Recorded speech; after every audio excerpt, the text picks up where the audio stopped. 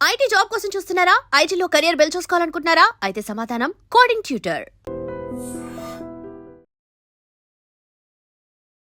నమస్తే, welcome to iDream media.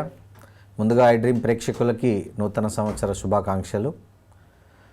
మాట్లాడదాం, సంక్రాంతికి సందడి చేయబోతున్న తెలుగు సినిమాల గురించి మాట్లాడదాం. అందులో రెండు ప్రముఖ సినిమాలు మన ముందున్నాయి, సంక్రాంతికి రాబోతున్నాయి. ఒకరు ప్రభాస్ మారుతి కాంబినేషన్లో వస్తున్న రాజాసాబ్, ఇంకొకటి అనిల్ రావుపూడి దర్శకత్వంలో మరోసారి ఫ్యామిలీ ఎంటర్టైన్మెంట్గా తెరకెక్కుతున్న చిరంజీవి వెంకటేష్ కాంబోలో వస్తున్న మన శంకర వరప్రసాద్ సినిమాలు.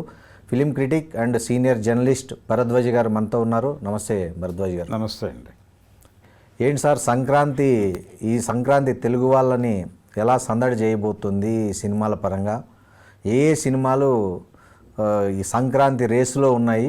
ఏ సినిమాలు కొంచెం మీ సెన్సార్ రివ్యూ ప్రకారం ఏవి కొంచెం ముందు జనాలకు బాగా దగ్గరయ్యే కాన్సెప్ట్ ఉందని మీరు అనుకుంటున్నారు? అంటే జనరల్గా సంక్రాంతి అన్న తర్వాత ప్రతి ఒక్క హీరో కూడా సంక్రాంతికి ఒక సినిమా చేయటం అనేది ఆనవాయితీ. అవును, మొదటి నుంచి. కానీ ఈ మధ్య తప్పింది అది. అంటే కొంచెం మధ్యలో స్కీమింగ్ వచ్చింది. రిలీజుల్ని స్కీమ్ చేయాలి అనేటువంటి ఒక ఐడియా ఇండస్ట్రీలో రావడానికి కారణం విజయాలు తగ్గటం. సక్సెస్లు ఎప్పుడైతే తగ్గాయో రిలీజ్ని స్కీమ్ చేయాలి అనుకుని ప్రతి పెద్ద హీరో సినిమా రిలీజ్కి ఒక 15 నుంచి 20 రోజులు గ్యాప్ ఇచ్చి ఇంకో హీరో సినిమా రిలీజ్ చేయాలి అని ఒక నియమం తీసుకొచ్చారు. కానీ అది వర్కౌట్ అవ్వాల. అంటే ఆడియన్స్కి ఆప్షన్ లేకుండా చేయటం అది. అవును, ఆడియన్స్ సినిమా వచ్చినట్టు ఏది ఆడుతుంటే అది చూడాలనే. అంటే మీరు మొత్తం ఊరంతా అన్ని థియేటర్లోనూ ఒకే సినిమా ఆడుతుంది. ఏ థియేటర్కి పోయినా అదే చూడాలి, అదే సినిమా చూడాలనుకుంటే. అదే అలాంటి ఒక ఆడియన్స్ని ఒక రకంగా ఇబ్బంది పెట్టిన సందర్భం అది. దాని మీద చాలా విపరీతమైన విమర్శలు వచ్చిన తర్వాత 2 సినిమాలను అలౌ చేద్దాం అనే మూడ్లోకి వచ్చారు.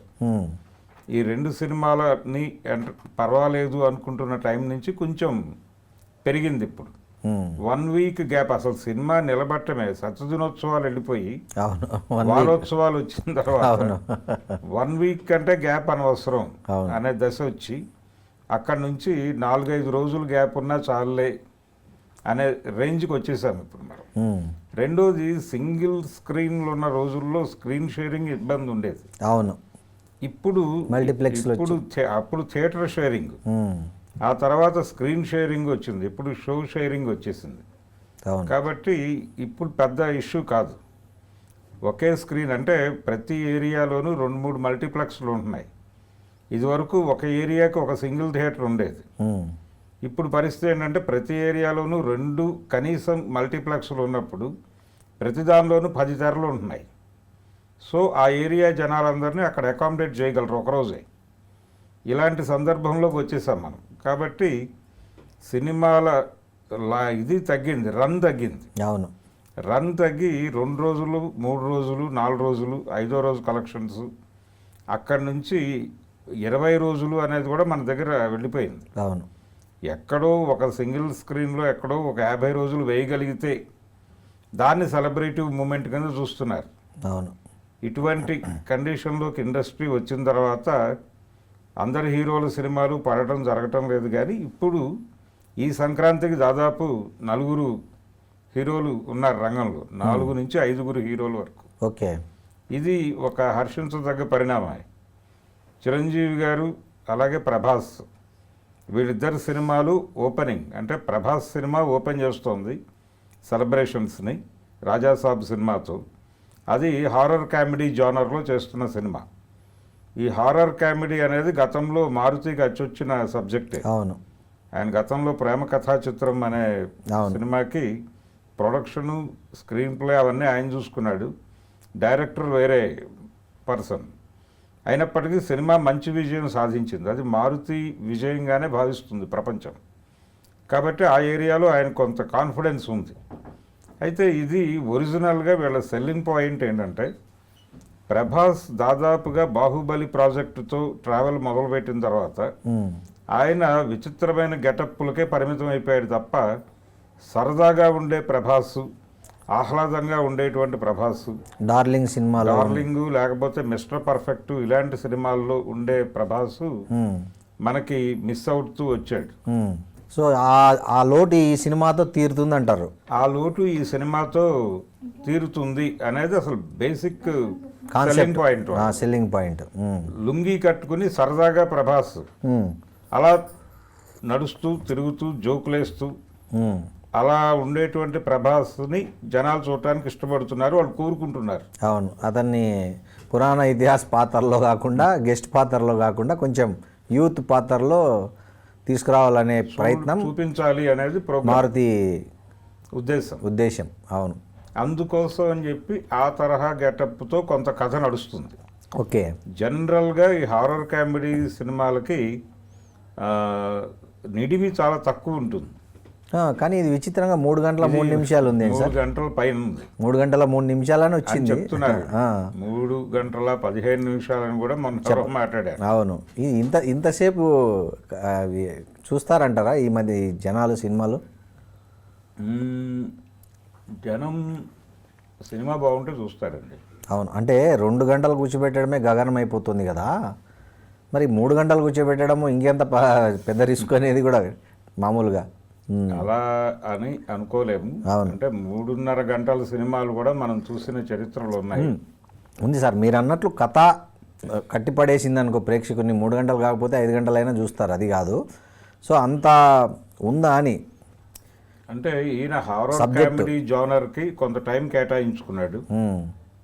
తర్వాత ప్రభాస్ని ప్రజలు ఎలా కోరుకుంటున్నారో అలా చూపించడం, ఆ సన్నివేశాల కోసం కొంత స్పేస్ తీసుకున్నాడు. ఇవన్నీ కలిసి ఆ టైం పట్టింది అతనికి. ఓకే. అలా డిజైన్ అయినటువంటి సినిమా ఇది. అన్ని విధాలుగా అభిమానుల్ని అలాగే సాధారణ ప్రేక్షకుల్ని కూడా అలరించేటువంటి సినిమా అవుతుంది అనేది కాన్ఫిడెన్స్తో ఉన్నారు. అవును, అదే నమ్మకం. అవును.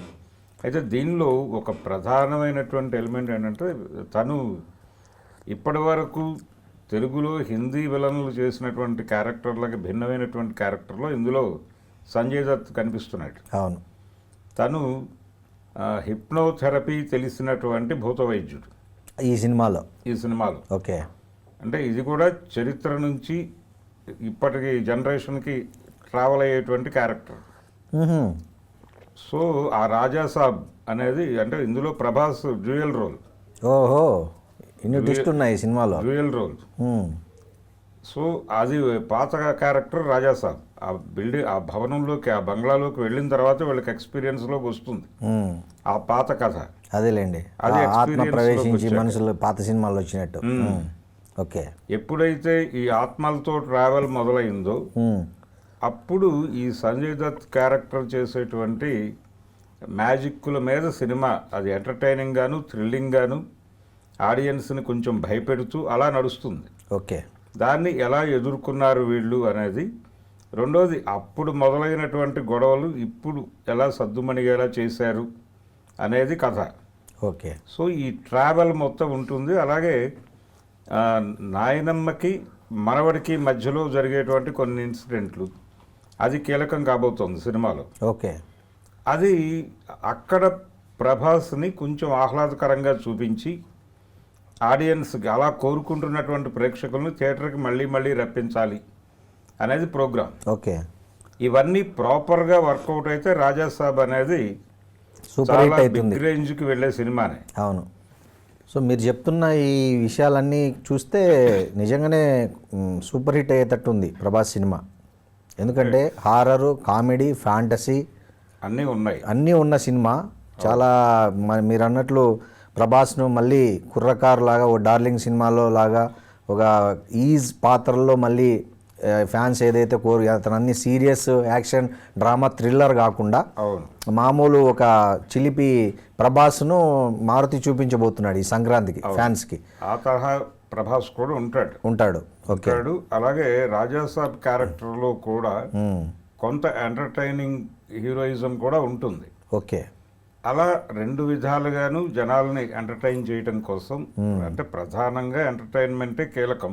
అవును. దానికి కొంచెం హారర్ టచ్ ఇచ్చి అలా నడుపుతాడు సినిమాని. కాబట్టి ఆ సినిమా మీద మంచి హోప్స్ ఉన్నాయి. అవును సార్. మొన్న ప్రభాస్ ఒక మాట మాట్లాడాడు ఈ సినిమాకి సంబంధించి. డైరెక్టర్ మారుతిని ఇట్లా బాగా హగ్ చేసుకుంటూ కొన్ని మాటలు మాట్లాడాడు. దాంతో ఇంకా ఆ సినిమా పట్ల చాలా క్రేజ్ వచ్చేసింది సార్ జనాలకి.